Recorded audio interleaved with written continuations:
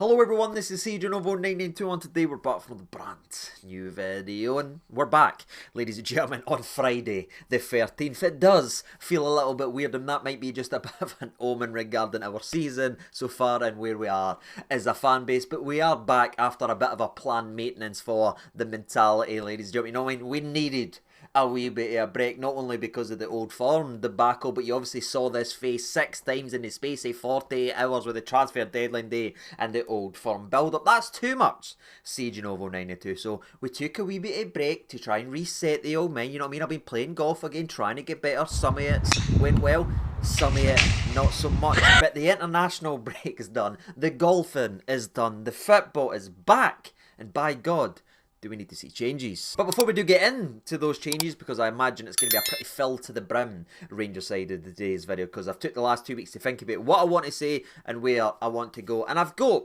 a lot to talk about. But before we actually get there, as always, let's set the foundations for this preview by looking at tomorrow's dance partner, which is of course Dundee United, who at my current time of recording sit third in the SPFL. That's right, after the international break, newly promoted champ from the Championship, Dundee United are in a better league position than us.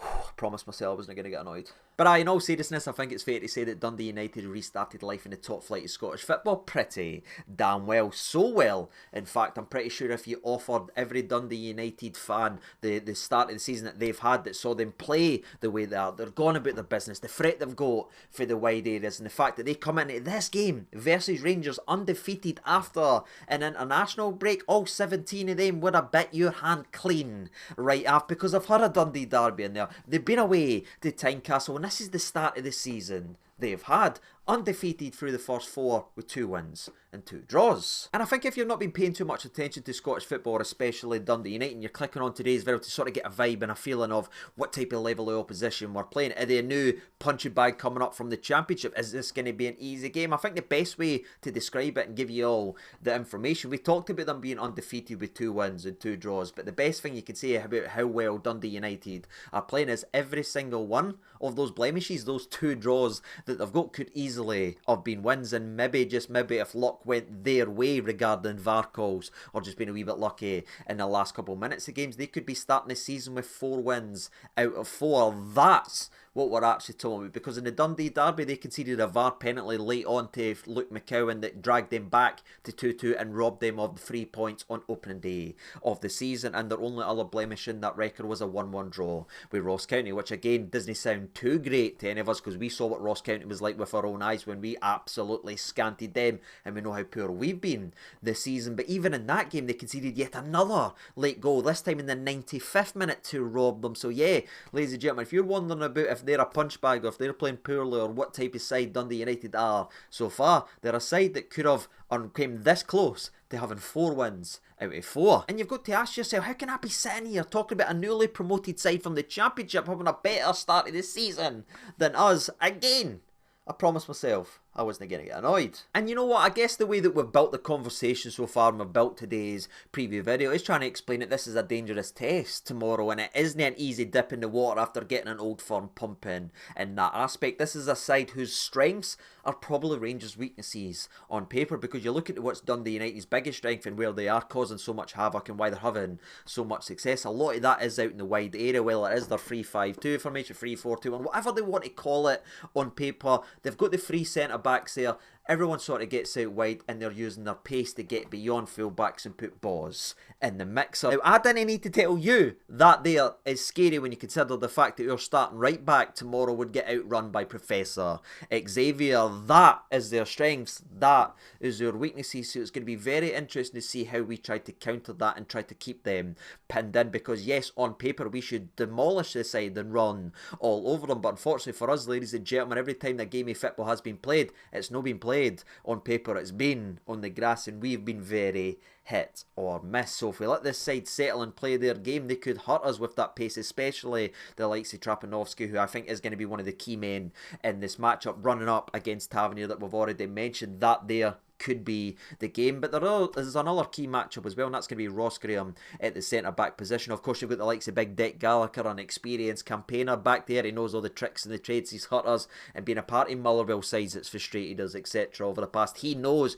how to frustrate an old firm. He knows how to chat nonsense. But it's the Ross Graham matchup for me that's very interesting at the centre-back position, because not only is he a threat from set pieces, having already scored last week. Ask Hearts fans how they feel about Ross Graham. He's also went close a couple other times from set pieces. But if you look at the type of attributes and the type of player he is, he's big, he's powerful, but more importantly, he's mobile, so he's quick. So you could say he's cut from the same cloth as the likes of Carter Vickers. Now, I'm not saying they're the same level of player or anything like that, but you see what I'm talking about in terms of the attributes. Dessers has had a lot of success against maybe the big hammer throwers that he's able to spin, use his quickness to get away from. Well, Ross Graham is very quick across, especially to start. So I'm very interested to see how that matchup goes on again, along with Trapanovsky versus Tavernier. That's my two key matchups. That's what I've got to say. I've painfully been impressed by Dundee United, and this isn't any easy game tomorrow, and Rangers need to be at it, because the longer we are, the more confidence this side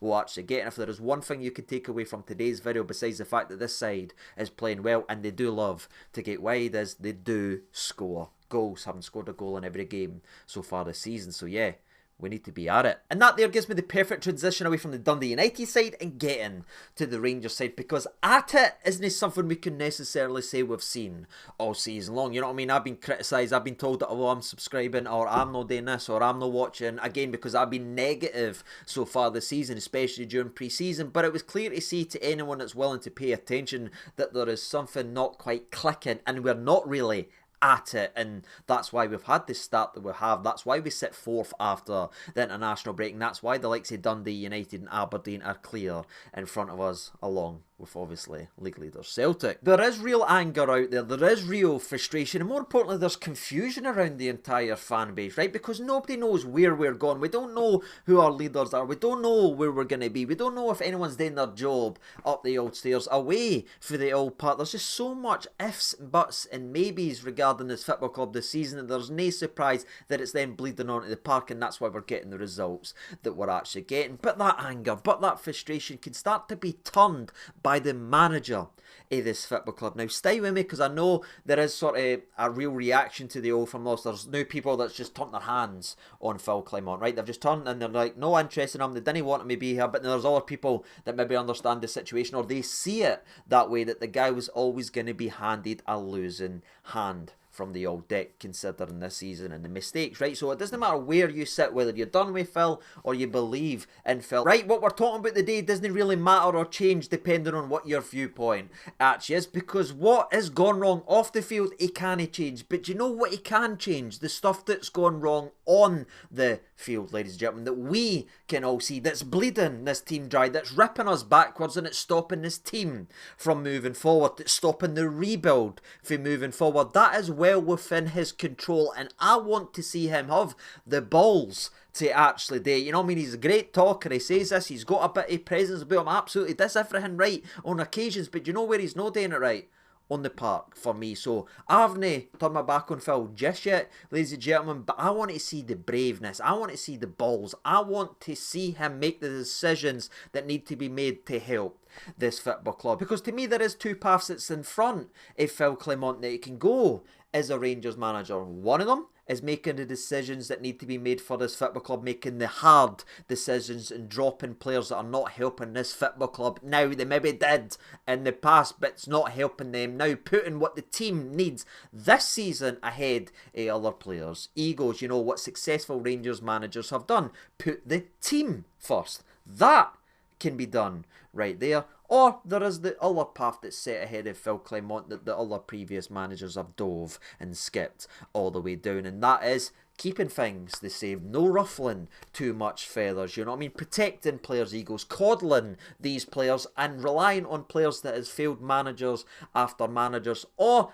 players whose legs have just gone and aren't able to take us to the dance. You know what I mean? Maybe have the best intentions, maybe are trying their best, but they can't get us to where we need to be. When I step back and look at it, that is the two options that's there for Phil Clement, and he has been given the bulletproof vest of a contract extension to be allowed to make the hard decisions. I know what people are saying, oh, you didn't want to ruffle the feathers and lose the dressing room. Well, the dressing room is losing managers' jobs year upon year. How many times are we going to keep making the same mistakes? Well, hopefully not too many more times, ladies and gentlemen, because again, Clement's got the opportunities to start putting those changes in place. And we mentioned earlier on today's video, the foundation and everything like that. Well, the foundation needs to be built right here, because you can't start doing a rebuild and start putting pretty pieces together and start improving all this if your foundations are crumbling. And that's what we've got in our team. And it sucks to be saying this, ladies and gentlemen, because I'll be honest with you, when it looked like Tavernier was leaving at the start of the season, and like before he had kicked the ball, before the Birmingham own goal, which probably set the standard for what we're going to see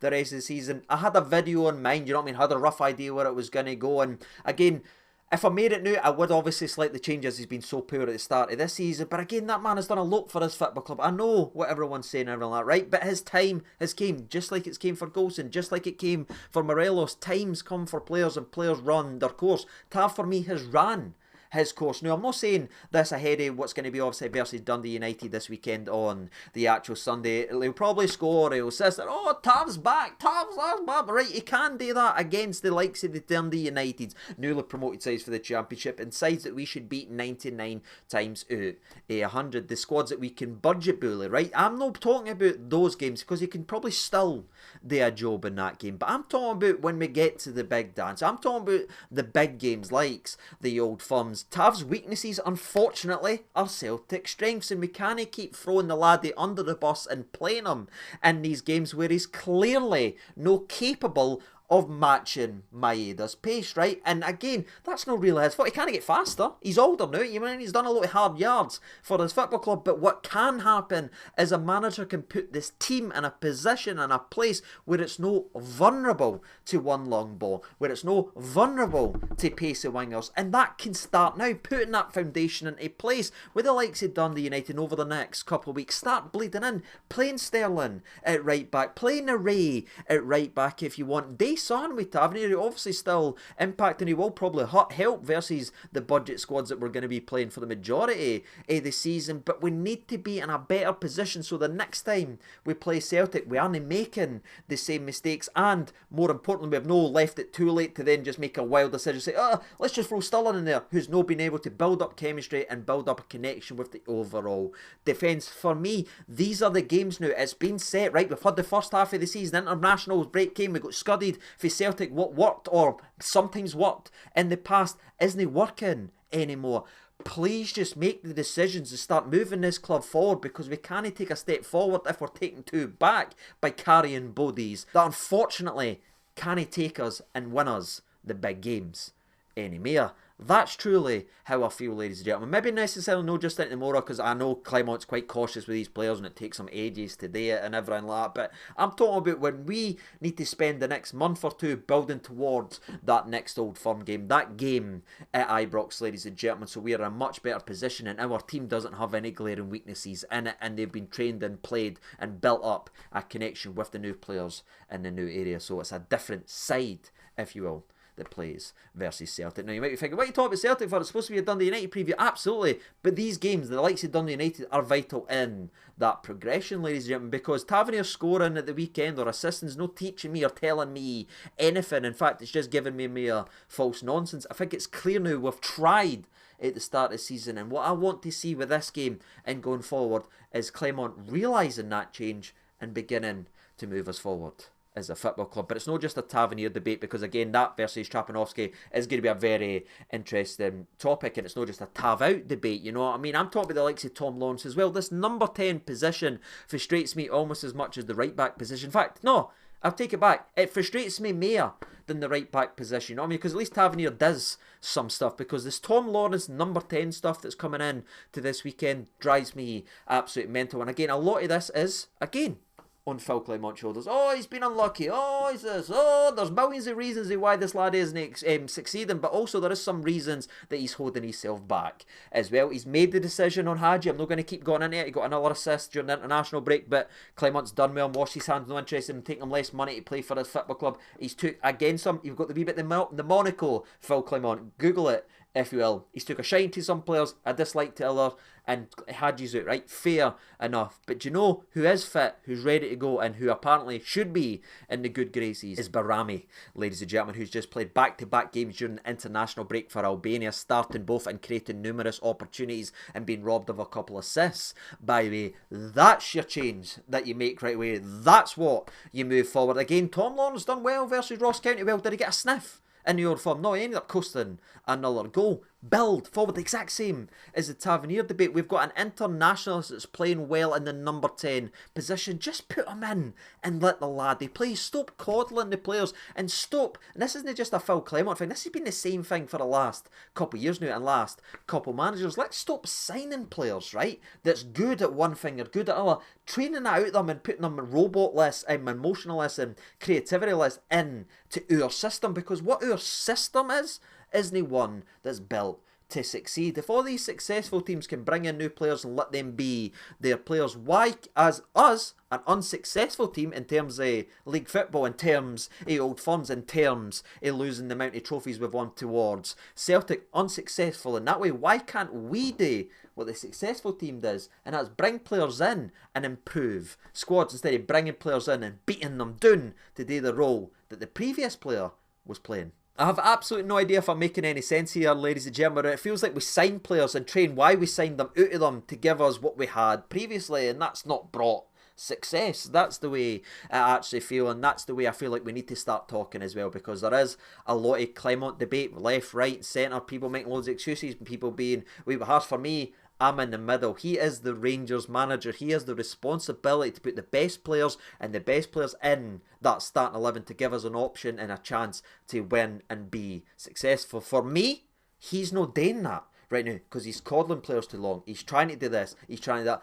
Put your best team out there, then bring in the other players, and then do what you need to do. So aye, that's where I'm narrowing my focus now. I want to see Clement be the guy that he claims he is. Big, brave, move this club forward, Phil, and we will all back you. But continue to make the same mistakes and rely on the same failures as the past. Then you get disgruntled, then you get whispers, then you get moans, in my personal opinion. If he starts making the ballsy decisions, if he plays Naray, if he plays Sterling at right back, if he starts that conversation, if he drops Tom Lawrence out there, Barami's in there, you've then got Czerny starting every game, and maybe the performances aren't great, we can understand it because there's new players. Do you know what I mean? But we can't handle there's new players debate when it's the old players actually playing. That's when we as a fan base feel like you're taking the pure pish out of us. Let's stop the dance. Move this club forward. We love this club, and if there's a hope or an ounce of positivity, we will find it and cheer it from everywhere.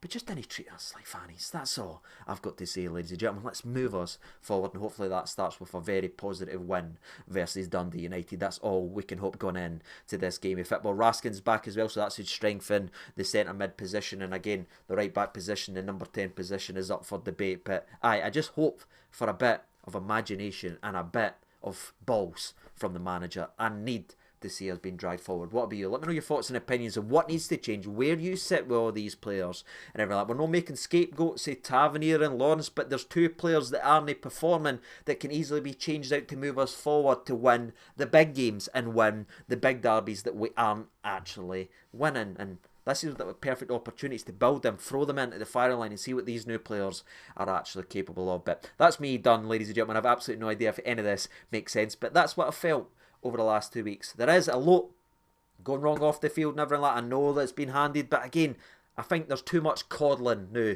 towards this. The standards are slipping too much. We're starting to make excuses. We're starting to do this. No, Rangers Football Club is a very unique football club that used to be built on winning. The second we all start making excuses, the second we that slip, well, we've seen what's happened over the last year. Oh, we're done all right. Oh, nah, it's not about that. Go out there and win, and that's by playing your best players. I want to see a starting 11 where I say, aye, that's our best team. That's our best players. No sit and say, oh, we'll have to wait to the 60th minute before A, B and C comes on. Throw them into the firing line and see what they've actually got. And hopefully that's going to be enough to overcome a very impressive Dundee United and hand them their first L of the season. And I'm going to go with a difficult channel favourite 2-1, ladies and gentlemen, with hopefully Barami scoring or assisting if he gets on the park. But considering how well he played at the international break, starting both games and playing at the well, there is zero reason why he shouldn't be the starting 10 for his football club. Be interesting to see, ladies and gentlemen. What about you? Let me know your thoughts and opinions down there in the old comment section below. And as always, I've been CJ92. Thank you so much for watching, and bye.